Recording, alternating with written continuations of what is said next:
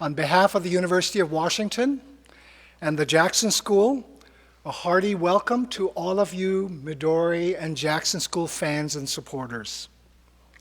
We're fortunate today to be in the presence of a dazzling musical talent. Today's talk is the 6th Tateuchi lecture, part of a series that highlights the cultural, economic, and political ties between the United States and Japan. Past speakers have included U.S. ambassadors, senators, and presidents of policy institutes of one sort or another. The last two lecturers were former Secretary of Transportation, Norman Mineta, and Senator Daniel Inouye of Hawaii.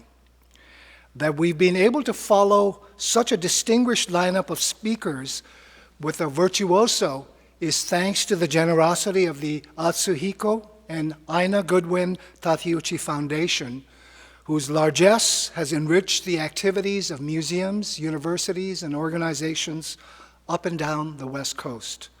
I'm privileged today to introduce Mrs. Tateuchi, the president of the Tateuchi Foundation, who would like to make a few remarks. Mrs. Tateuchi.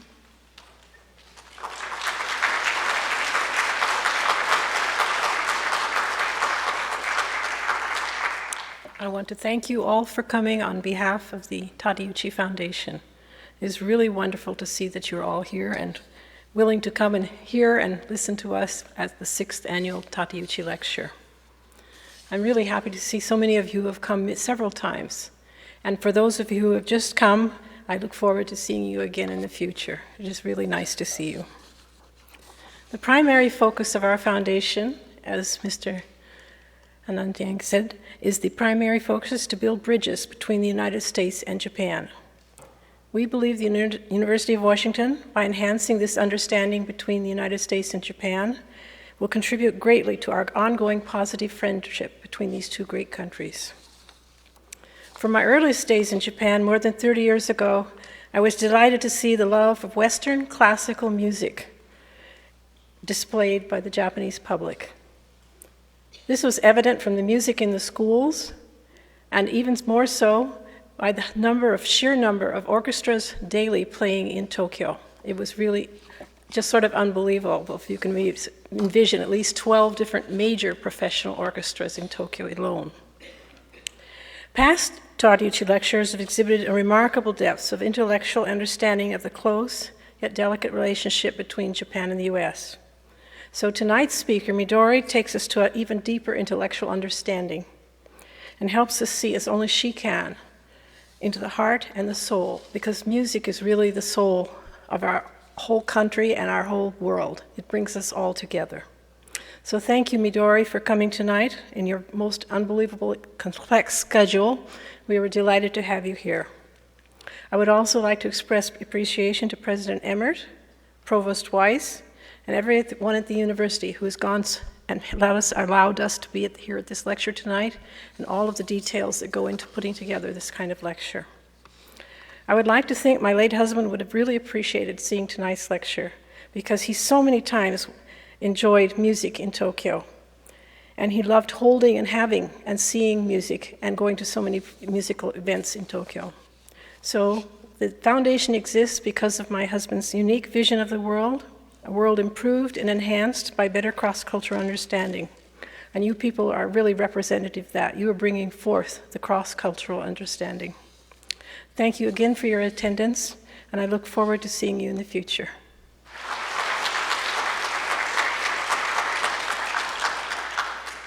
Now let me invite to the stage an artist who needs no introduction in Seattle or anywhere in the world of music. Gerald Schwartz, one of the great conductors of his generation, and a leader who has made the Seattle Symphony truly world-class. Many of you, no doubt, have experienced firsthand the thrill of hearing him conduct the symphony, perhaps even last June's concert with Midori, or through the countless recordings he's made with top-notch orchestras. With or without a baton in hand, our very own music director is someone who always commands the stage. And I've always wanted to say this. Maestro, please. great pleasure for me to be here tonight. Great honor for me because not only because of the wonderful work of the foundation and this very prestigious series, but also to be able to introduce my dear friend Midori, a great violinist. We know her as one of the great artists appearing before the public today. And yet, I've decided I thought I would just give a little introduction to her as I know her, involved in music education, involved in access of music. But after reading her biography, I decided I really should read it, or most of it, because it is extraordinary as she is. She is, as a human being, as extraordinary as she is as a great artist. Of course, she plays with all the great orchestras of the world every year. This year is doing 7 recital tours, playing again with some of the great conductors and orchestras. She's appeared here many times with us in Seattle. But she devotes a substantial amount of her time to several community-based initiatives. She's established and addressed the issues that she believes are crucial and ever-growing importance to all of us, that's the access to great music. She feels passionately that people must have access to a variety of great music, regardless of their age, race, social class, geographical location, or financial means. In 2007, she was designated an official UN Messenger of Peace by Secretary General Ban Ki-moon, who cited her community engagement work as a model of exemplary commitment to worldwide goals shared by the UN. She first organized a group called Midori and Friends. This is a group that she organized in New York and in Tokyo. It was organized in New York because there was a serious cutback in those days, and it probably continues, in music education in the schools, and she felt very passionate about proper education, not only learning about music, but in fact learning how to play instruments when it was appropriate, being exposed to music of all kinds. And over these years, these 18 years she's been doing this in New York City, they've reached, her organization has reached over 160,000 children. And those children are children who might not otherwise have an opportunity to be exposed to great music. The organization in Japan is called Music Sharing, and it's based in Tokyo. Music Sharing seeks to provide a nurturing environment while helping children experience music as an authentic, active means of expression. The program supplements standard music curricula with live presentations of Western classical music, traditional Japanese music in the schools, hospitals, special institutions. Since its inception, Music Sharing's program have included a visiting concert program, a traditional Japanese music program, an orchestral visiting program with Midori and other professional musicians as participants. Other particularly successful initiatives have been the International Instruction for Disabled program and the International Community Engagement program. The International Community Engagement program she has done in Vietnam, Cambodia, Indonesia, and Mongolia, and she does it every December. And this coming December, she'll be doing it in Laos with some young musicians. She also teaches those young musicians how to be educators and involved in the community, which is extraordinary. In 2001, she won the prestigious Avery Fisher Prize in New York, and with the money that she received from that award, she started in 2003 another nonprofit, and you can see why I have to read it all. It's just extraordinary. This is called Partners in Performance. The aim of this is to expose chamber music to smaller communities around the country. So she puts together a tremendous chamber music group, and she goes to small areas that are not properly served by chamber music, and she does it in states, North Dakota and Minnesota, in New Jersey. She does it in Washington State too. She wouldn't do it here in Seattle because we have a tremendous chamber music opportunities here. She also, in 2004-05, established Midori's orchestral residency program. What she does is she spends a week with a small orchestra and local youth orchestras. She works with the youth orchestras. She performs with the small symphony orchestra. She gives master classes. She does benefits. She works in the community to highlight the extraordinary classical music that she's so much believes in. These residencies she's done in Alaska, in Fairbanks, in Anchorage, in Minnesota, New Mexico, Vermont, Montana, South Dakota, North Carolina, Iowa, Illinois, Alabama, and in this season she does it in Louisiana and in North Dakota.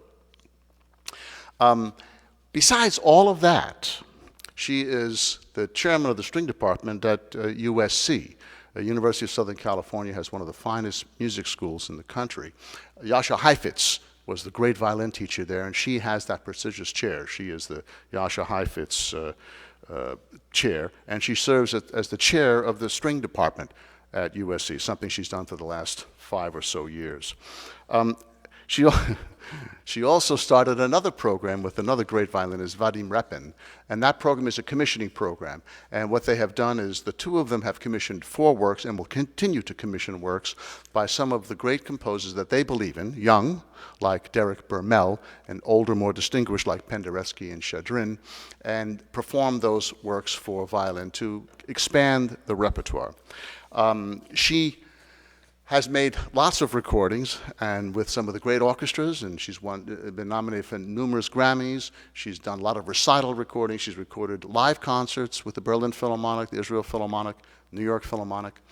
She made her New York Philharmonic debut at the age of 11 at the invitation of Zubin Mehta.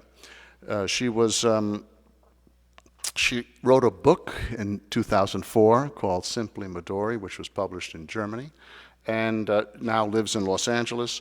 Besides all of that, she's a recent graduate of the Gallatin School at NYU, where she got a bachelor's degree in the year 2000 in psychology and gender studies, and graduating magna cum laude.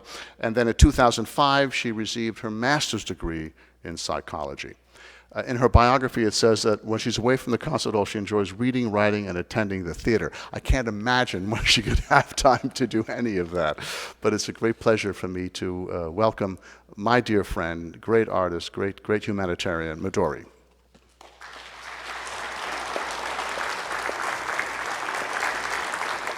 Thank you, and good evening.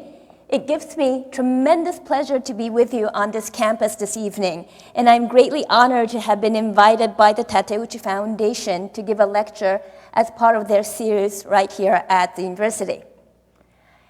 As a violinist, my experiences of the connections between the United States and Japan have largely been within the realms of music, culture, and education. Thus, my presentation tonight is about the presence of Western classical music in Japan. Today, the Japanese are considered to be the leading consumers of classical music. Even though the recent economic situations have certainly made an effect on the vibrancy of the classical music scene in Japan, there are still numerous concerts featuring the biggest names in the field of classical music and constantly being presented in Tokyo and other cities. Obviously, classical music is not indigenous to the culture of Japan. So why did it become so popular there? What created the basis for such complete acceptance of a once foreign aesthetic? How does it overlap and interact with traditional Japanese music? For classical music, is Japan really an oasis? What is the future prospect for the genre there? Using a combination of history, current events, and personal experience, I hope to shed some light on the classical music phenomenon in Japan. And I also wish to make a point that both countries, the United States and Japan, can learn from each other as we go forward in trying to confront the problems that the field of classical music faces in our modern society. Let me start with the recent facts and statistics of classical music in Japan. Here, we can see the number of classical concerts given in different years.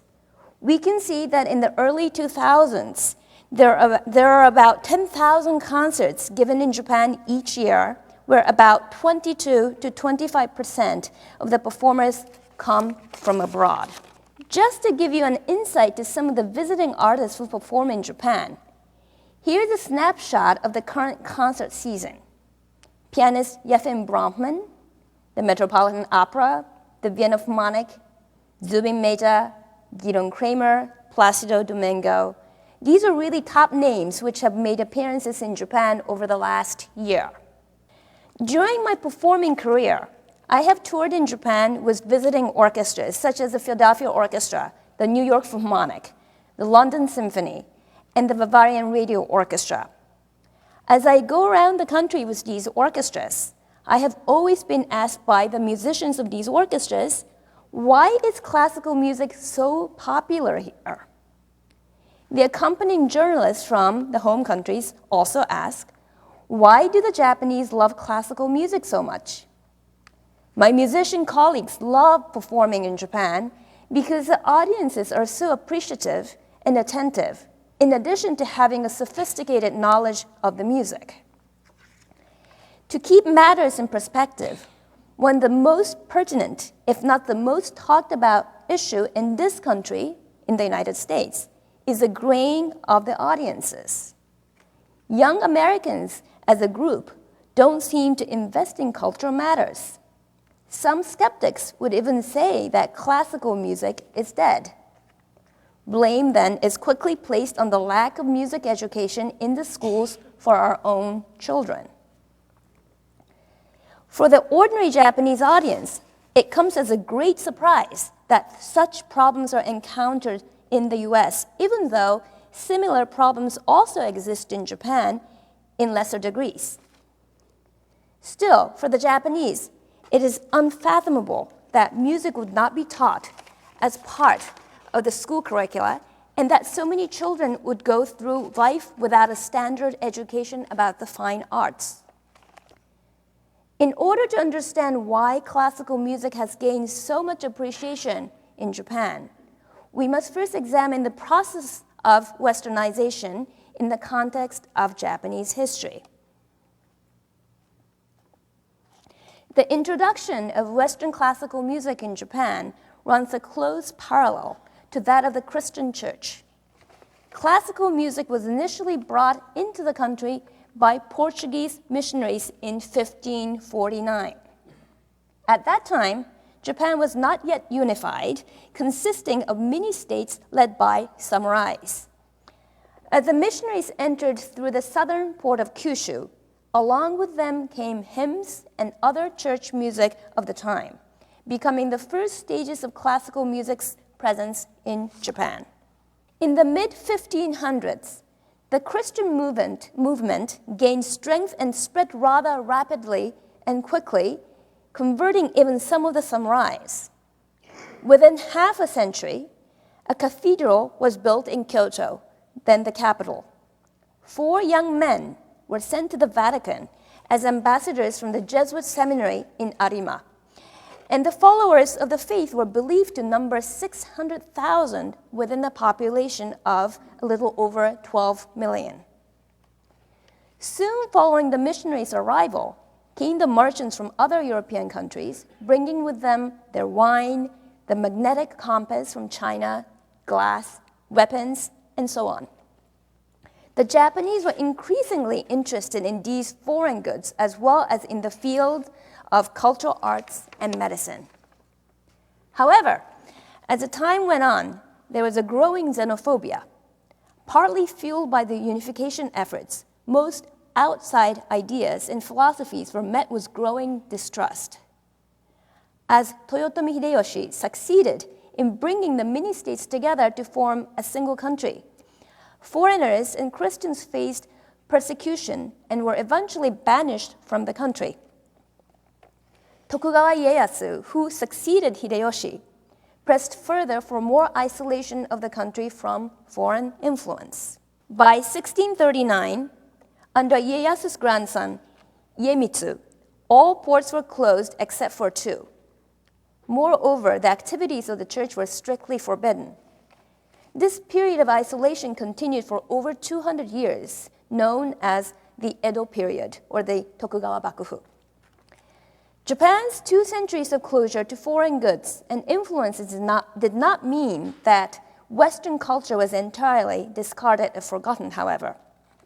It continued to exist, particularly in underground church music. For the traditional Japanese arts, this was also the period in which they were definitively shaped and the foundation for the full reception of Western culture was established for the future.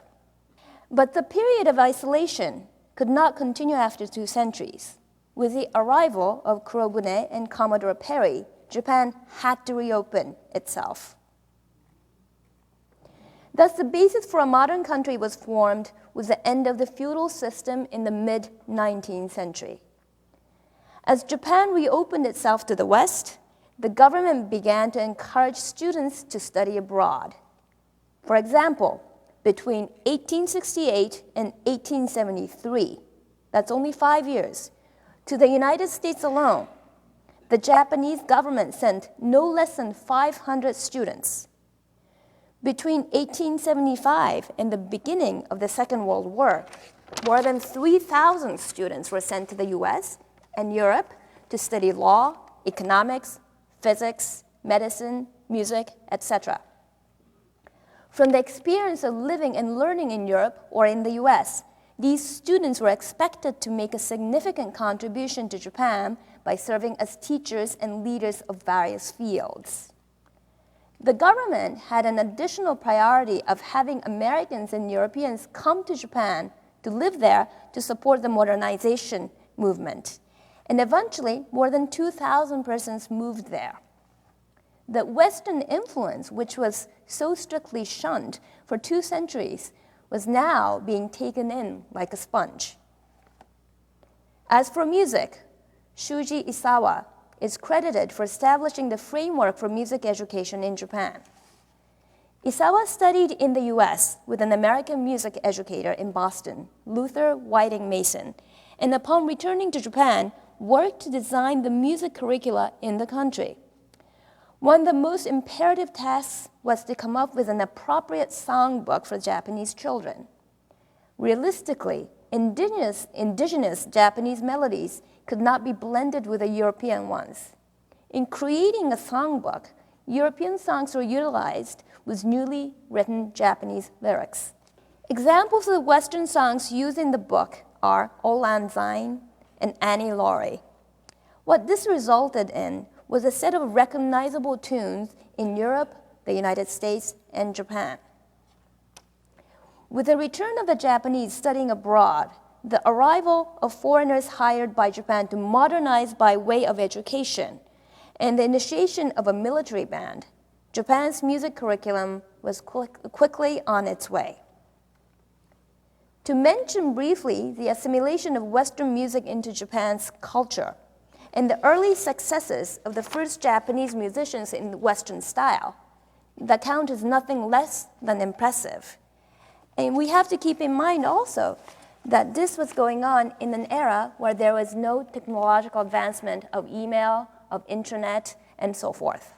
Rentaro Taki and Kosaku Yamada were 2 of the earliest Japanese classical composers to go west, so to speak. They studied abroad and were recognized for their talents. Yamada even gave a concert at New York's Carnegie Hall of his own compositions. Later, back in Japan, Yamada was responsible for introducing many orchestral works of the European composers as a conductor. Visiting artists were also present in Japan in the early 20th century. The finest examples of violinists from Jascha Heifetz to Fritz Kreisler. They all visited Japan, and some in multiple years. Modernization in Japan simply meant Westernization, which occurred quickly and successfully. What is particular to the Westernization of Japan that distinguishes it from other intellectual movements? There are several reasons for this. There were threats from the European imperialism seen in China as a result of the Opium War, which was forced to sign unequal treaties after the Opium War. Japan observed this and was very concerned. The country acknowledged the need to catch up in science, technologies, weapons, etc. They also recognized the benefits of industrialization that they were seeing in the West. They also had a belief that Western democratic ideas of freedom and equality were crucial to national power. Reasons for success for such quick Westernization can also be attributed, in part, to the rather high literacy rate for that time in Japan in 1880, which was at 40%. Countries such as Spain, Italy, Portugal, and Ireland had the rate of 35%. Certain parts of Spain and Italy were less than 25%, while parts of Germany and England had about 80%. To summarize, Westernization in Japan came willingly from within. Moreover, in the music area, many visiting artists gave tours and concerts in Japan, thus raising availability, accessibility, and awareness of classical music for the entire public. The development of Western classical music was only hindered for a short period around the Second World War. With nationalism growing within the country and imperialism being exercised in Asia, military music gained importance and popularity, while music of the enemy countries was censored. As the war went on, any cultural and aesthetic activity was also seen as luxury item and was therefore forbidden. However, immediately following the end of World War II came the wave of second Westernization, and this time it was greatly influenced by the Americans who occupied the country from 1945 to 1952, which is a period of 6.5 years. One of the major differences in this Westernization was the clear presence of Japanese elements in cultural development. This is interesting because overt expression of traditional Japanese culture and values were shunned as nurturing nationalism. What kind of influences did American music have on the development of the classical music presence in Japan? How is the history of classical music in the United States different from that of Japan? American classical music history began much later than it did in Japan, although it was also somewhat tied to the presence of church and religion. In America, however, the history of classical music runs closer to that of immigration and immigrants. American classical music was greatly affected by immigrants in two ways. First, the composers were themselves immigrants or the children of immigrants. Second, in order to create distinctively American flavor and sound, the Americans were much more eager to incorporate into their music specifically American idiomatic music, namely jazz, folk songs, spirituals, plantation songs. Let's look at some of the American composers here. George Gershwin was a son of immigrants from Russia. His music greatly incorporated jazz. Aaron Copland, known as the Dean of American Composers, created distinctly American sounds, often by incorporating American folk songs. Leonard Bernstein was born into a Jewish family from Ukraine. His music is filled with the traditions of musical theater. What this demonstrates is that these composers were much more open and willing as part of their identity building to incorporate musical elements that were quite different from the traditional classical music. Certainly, European composers incorporated the music of their country also, but the difference between incorporating European folk music into European music and incorporating Native American sounds, for example, into Western classical music is obvious. So with the American influence for Westernization, Japanese classical music developed after the Second World War. While honoring the traditional compositional technique of Western classical music, Japanese composers were greatly encouraged, for example, to use traditional Japanese instruments such as koto or sho to solo with a full Western orchestra. Another great influence was that these new Japanese classical composers also wrote music for film. Their music and reputation gained popularity as movies and TV culture became firmly embedded in the lives of the Japanese and their households. More and more, music gained popularity because of its increasing acceptance. Vice versa, acceptance came because it was so popular. overtly traditional Japanese traditional arts was actually disapproved and discouraged, thus lost its presence. Yet, the traditional music and sounds were very much becoming a strong presence within the portion of classical music written by Japanese composers who were trying to find their own unique voice and identity. Any official teaching of the traditional Japanese arts was discouraged and was excluded from mandatory education. In fact, Japanese traditional music has only been included in the required curriculum only since the early 2000s. As a result, we see the Japanese artistic identity interwoven within modern classical music of Japan. Two of the most established Japanese composers in the post-war Japan are Toru Takemitsu and Minoru Miki. Takemitsu was greatly influenced by the music of gagaku and bunraku, and yet at the same time, he was even more influenced by the French school of composition.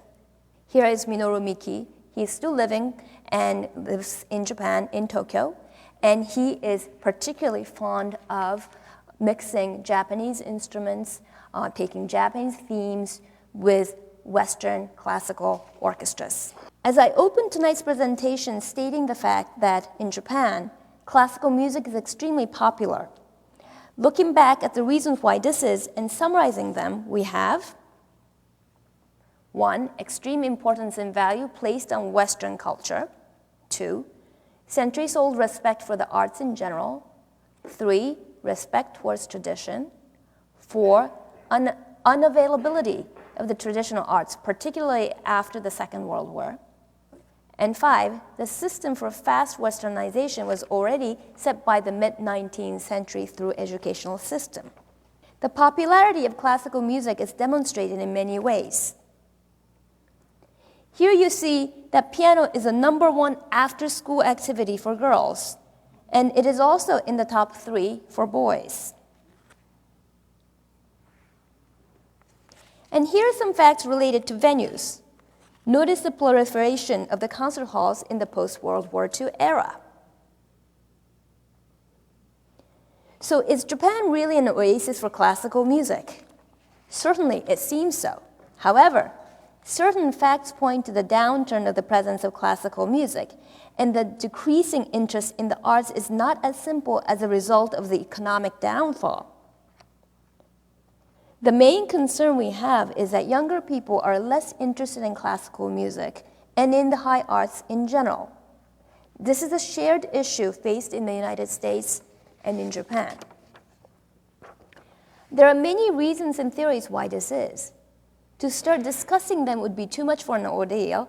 Here, therefore, I would just mention that with the economic and technological advancements and the raised standard of living that emphasize on expedience and on convenience and comfort, discipline, respect towards the old and the elderly, and endurance are sometimes forgotten virtues. Pop culture seems to align itself so much easier to today's world than classical music, which may seem ambiguous. It is a circular problem in which, with less listening and involvement, the ambiguity increases. But because of ambiguity, there is less motivation to be involved. Rock concerts, for example, are very different from classical concerts in terms of expectation of audience behavior, length of selection of works performed, etc. Even though the Japanese, like the American young people, are good at learning new things very quickly, we have all observed that older traditional values are sidelined by the younger generation. Casualness is increasingly considered cool rather than inappropriate. This makes classical music almost synonymous with high society, upper class, and intellectualism. Of course, there are also reasons why classical music is facing tough times in general around the world. So what can we do? The process in which Western music found a place in Japan might be applied as an inspiration, particularly in education, and in introducing unfamiliar art forms to a new population. This is, of course, taking for granted that the arts are intrinsically valuable and gratifying. As I mentioned, people feel less connected to classical music these days. Whether this comes out as a result of lack of music education or a general detachment of music and musicians from community, finding ways to connect and inspire in the music is the key. Advocacy is also extremely important. This is also a change cycle. Classical music, with its rich history and refined technique, can be appreciated by all when given the chance. Education need not be limited to children, although the elementary classroom would be an ideal place to begin to know and appreciate music. Introductory music classes and providing background information do wonders for audience appreciation and development. Everyone should have the opportunity to play or explore whatever kind of music speaks to them, and to take that experience into adulthood.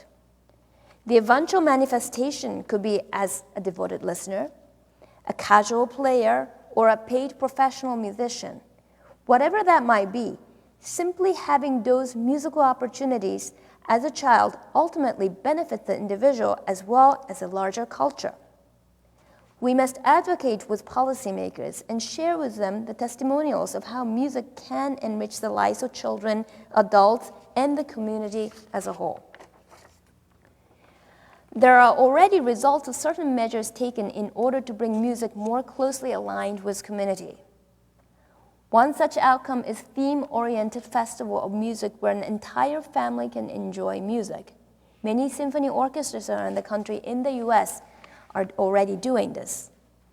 In Japan, the two important such festivals are in Tokyo and Sendai, and their examples are also being taken into the smaller communities around the country. Also, many arts organizations have increasingly active education and community departments. They organize, coordinate, and facilitate community reaching activities. I am personally committed to the communities through various organizations and initiatives I established. My particular passion lies with young people, and I strongly believe in the importance of musicians becoming good community members. Being named the United Nations Messenger of Peace in 2007 has expanded the scope and reach of my various projects to a more global interest and mindset. The United States is known to be the trendsetters in the area of community engagement, but the need is not limited to this country. For successful community engagement, strong partnerships between musicians and non-musicians must be established at the local, national, and now international levels. I will end my remarks tonight by stating that I would like to continue my work in the community, and moreover, I would like to see many more musicians engaged in successful community work. In order for the nurturing of the musicians to happen so that they can learn to connect with the community, the public support is also crucial. This need is without borders. It is equally important in the United States as it is in Japan.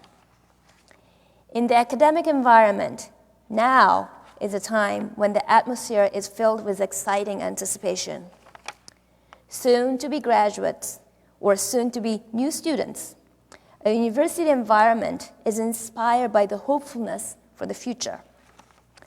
In the similar spirit, I look forward in my lifetime of productive and stimulating cultural exchanges of musicians, of knowledge of community engagement activities and methods, and of musical ideas and presentations. Most importantly, I also hope for meaningful collaborations and partnerships. Again, thank you for listening to my remarks tonight, and thank you, Mrs. Tateuchi, for this opportunity. Thank you.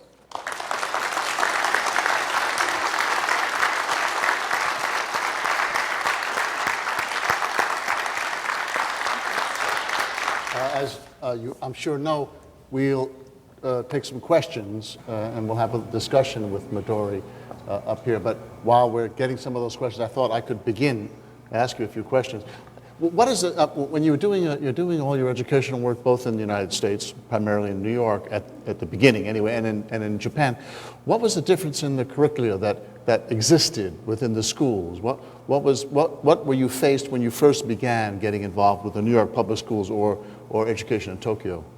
I would say that the major difference was the fact that in New York, we were going into the schools, and they were not difficult to find, where music education did not exist, that they actually hadn't had already at that point, and this is in 1992, a recent history of having had music education in the schools.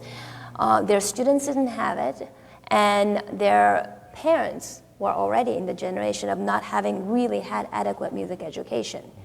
Whereas in Tokyo and in Japan, because of the national curriculum that mandates music as part of the school, we were going into situations where all children could hum a melody of a Mozart opera or a Beethoven symphony, or knew what it was like to be, attending informal concerts and having had friends who were taking instrumental lessons. Yet at the same time, there was a certain disconnect with living musicians, with living performers, and what was really going on in their lives. They were studying them. They were studying music. They were taking these music classes because they were basically told to do so, and they were given this opportunity by the schools.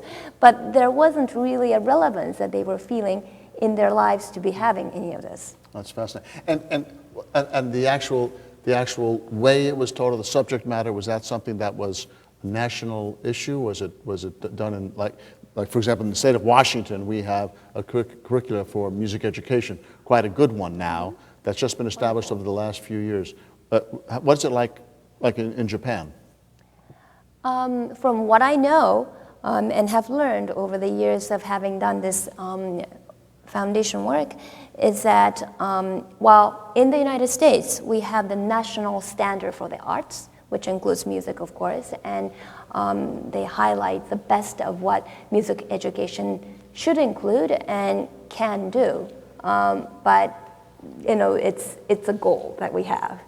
Whereas in Japan, the virtue of it being a much smaller country, and also having had this national curriculum that always included music from very early days, as early as before the year 1900, there is a tradition of music being taught. The Japanese public expects music to be included in education.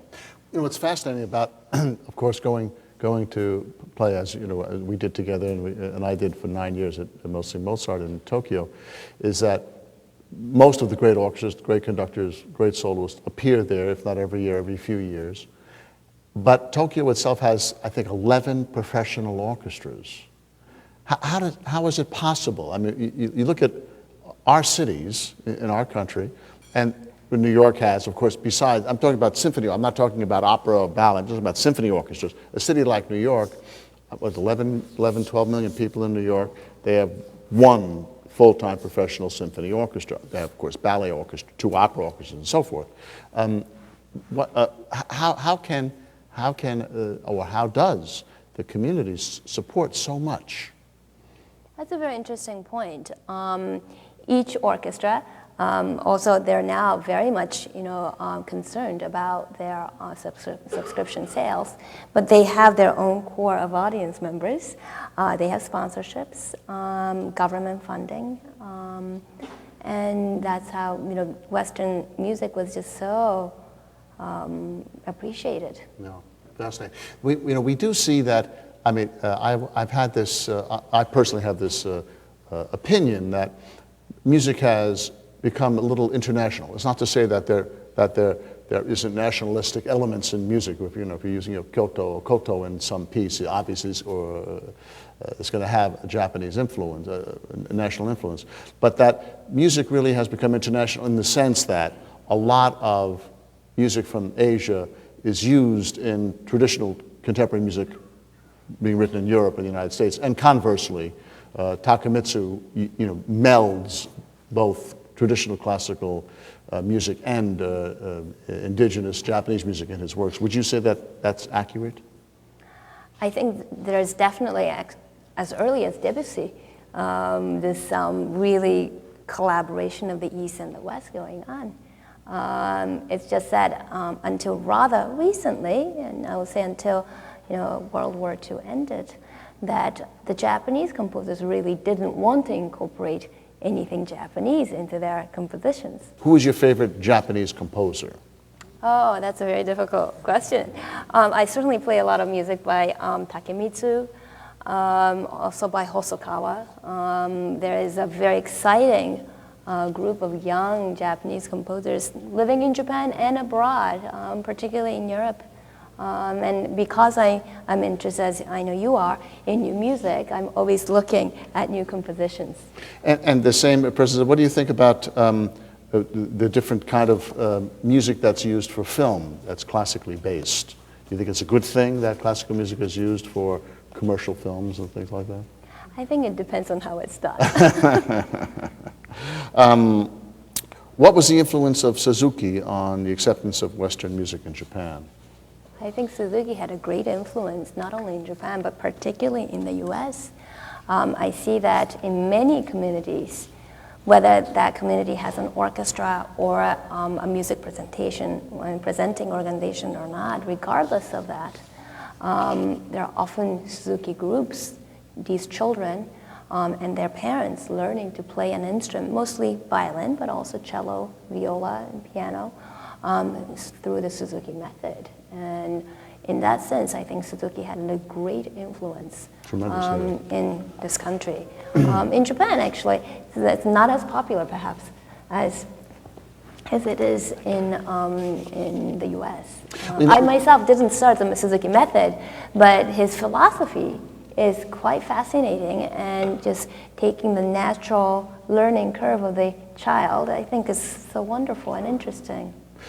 As I grew up in New York, and I observed the music schools there. I taught, of course, at Juilliard for many years, and it was a large percentage of Asian students at those schools.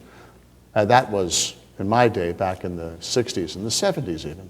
And I kept thinking that that would end, because all those great educated, whether they're studying in Berlin or in Frankfurt, or studying in New York or in Los Angeles, they will go back to Korea, to Japan, or to China, and then there won't be such a need for students to come to Germany or to Italy or France or come here.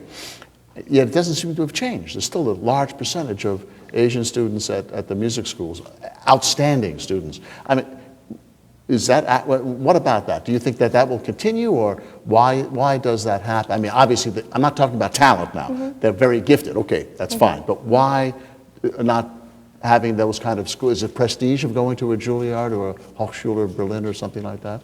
I think it's a mixture of different things. First of all, as an educator myself, any kind of cultural experience that is outside of your own very close proximity is extremely important at some point. So growing up in Japan, it's wonderful to be able to go to Europe or to the United States and really to experience culture. You can't just do it by 10 days of sightseeing, but you live and you really engage in cultural conversations with your peers in different countries. And in the same ways, I see a lot of young people born here in the US, going to other countries, going to Europe, going to Asia, going to China, going to Japan, Korea, studying, and also in similar ways engaging in cultural exchanges. And these are very, very important things. Cultural sort of education for any young person, regardless of music or non-music. So, as an educator, I would really, really advocate for that on many different levels. I would say that also just having this opportunity to go and study in a conservatory system or in a music school, established music school abroad, gives them, they feel that it gives them a direct contact with the roots of the music, the roots of the Western music. And so that's why I guess they come. But I actually don't know if these days what the percentage would be of the students, the Asian students in the conservatories and music schools, as directly having come from, say, Japan or Korea or China. Certainly we have many, many students of Asian backgrounds, but many of them are also born and raised here. Yeah. So it's difficult to see that percentage. I don't know the statistics. As Asia emerges as an economic and political center, how will this influence the growth of classical music? That's a very interesting question. I could have skipped this one. It's complicated, but you can.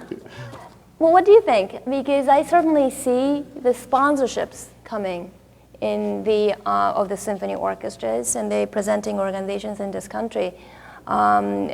Definitely, the Asian companies are coming forward quite Absolutely, strongly. And how does that? Well, as a music director, how have you seen this change? We have just started in recent years because of one of our board members, Yoshi Menegishi. We've started a big project, really, of involving the Asian community in concerts and involving them in the orchestra in general. We have a special festival called Celebrate Asia.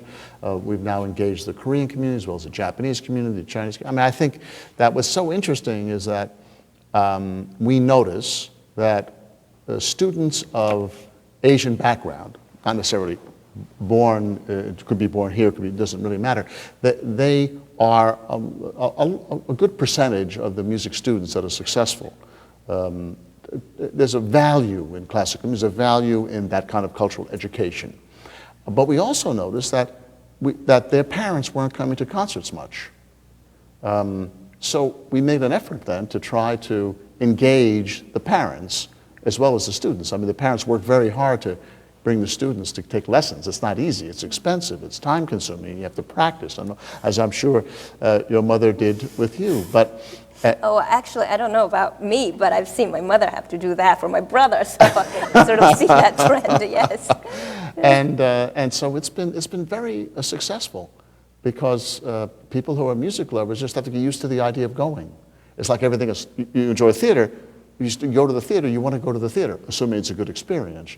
If you never go, you don't have the experience, you don't know if you would enjoy it or if you want to go back.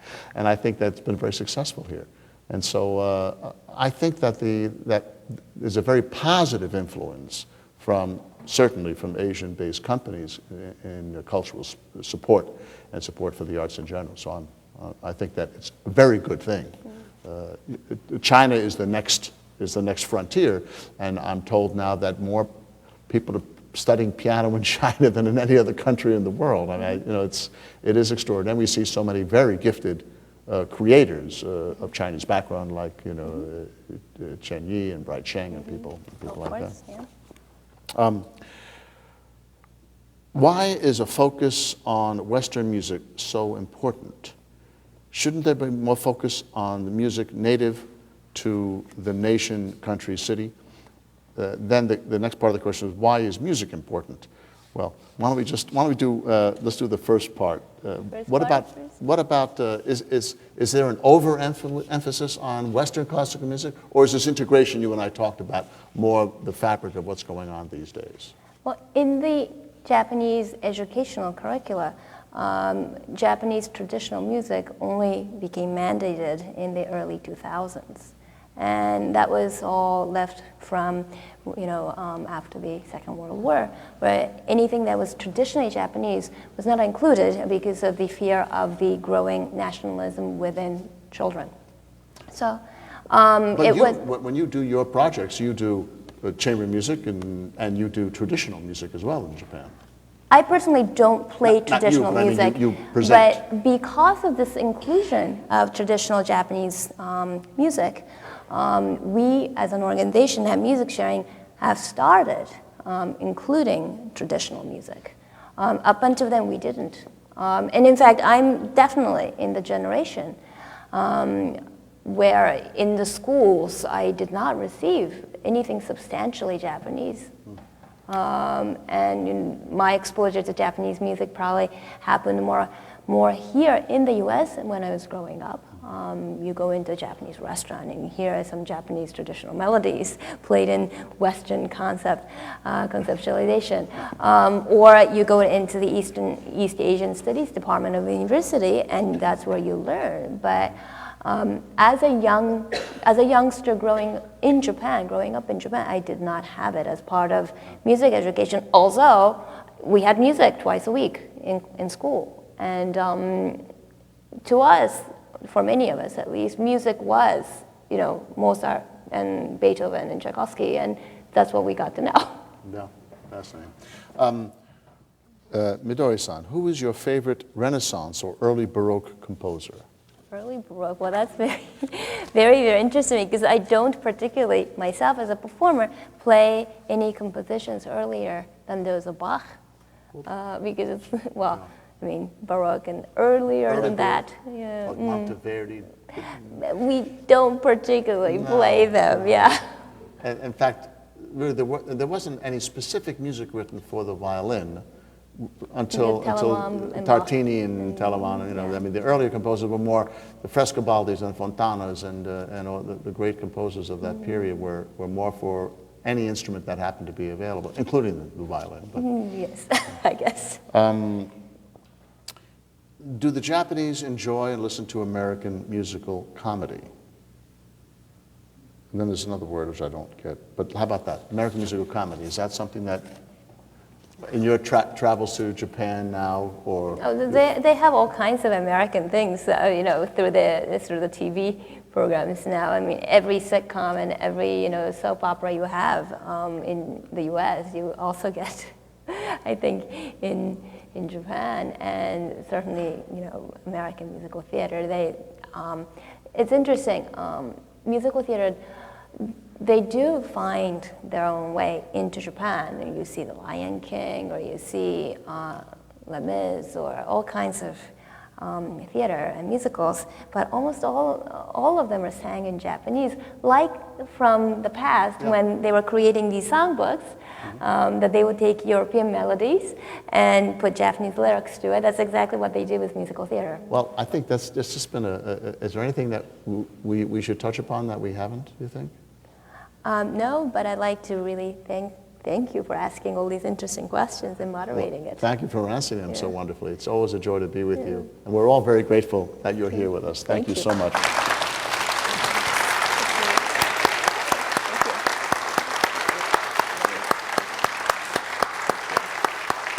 Well, thank you all very much. Nice to see you. Thank you.